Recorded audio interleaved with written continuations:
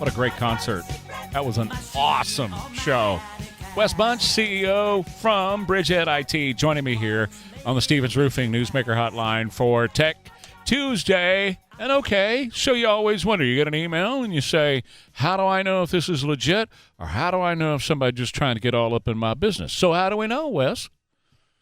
Well, before we get there, did you hear yesterday about Sinclair Broadcast Group's? Yes. Yeah, you want to talk about that a little bit? That's crazy, man.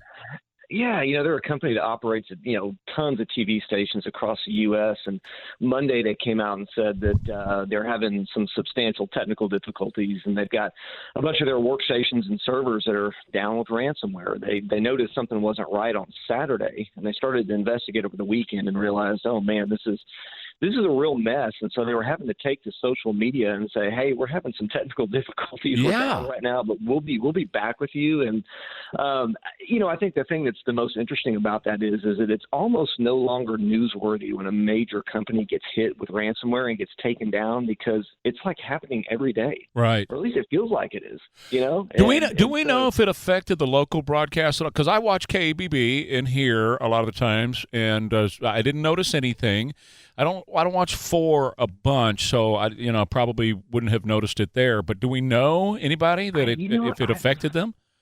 I don't know, actually. I was busy working yesterday, so I didn't have time to look at that. But in all the research and reading that I've done, there's just a ton of stations across the country that were impacted by that. And so, how does something like that happen? Well, there's lots of ways, but one of the most predominant ways is one of the first kinks in the armor is phishing. Somebody gets a phishing email and they let information out, which lets a bad guy in. So it's like, what do we look for? How do we know if that email is a phishing email or not? Well, really kind of top three things. First thing is if somebody sends you an email and it doesn't sound like them, like that's kind of your first sign. Tone is hard to tell via text, but you can recognize people's typing styles. And if somebody's asking you for something or talking to you and it seems like a friend, but it doesn't sound like them, it's probably not them. And I know that sounds like a no-brainer, but it's amazing how many people fall for that, because we're just busy and we're moving fast throughout the day, and we're curious and we want to help people. So really pay attention to the typing style. That's kind of your first sign. The second thing is that if a company requests information from you via email, those emails are really tricky because they can look really legit. They can have professional banners in them. They usually lack grammar errors, and they'll talk to you about things like, oh, you have this refund that's due, or we've noticed all these invalid login attempts. Click here and fill out this form, and that's what you don't want to do. Companies are going to direct you to their website for information, and they're not going to try and grab information from you out of email. That's very, very unlikely. If they do, just ignore them. And then, is there some contest that you didn't enter that all of a sudden you won? That's a big one. It blows me away how many people respond to it, and they put in their personal information, even sometimes their banking account information, so they can wire the prize money to them like that. That is just huge. And so that right there is how this stuff starts. It just takes one email and one person that's the crack in that armor that lets these bad guys in. And I mean, at this point, we all have to remain diligent. I mean, this is a national security crisis, and we all have to do our part. So it's a big bozo no around here. We're getting, our home office, we get letters all the time, or emails from them all the time. Don't open anything. Stop it. Quit. And all that kind of stuff. Change your password. Do this. And they're right. I am the lowest risk because I am a minimalist. I don't use any of it.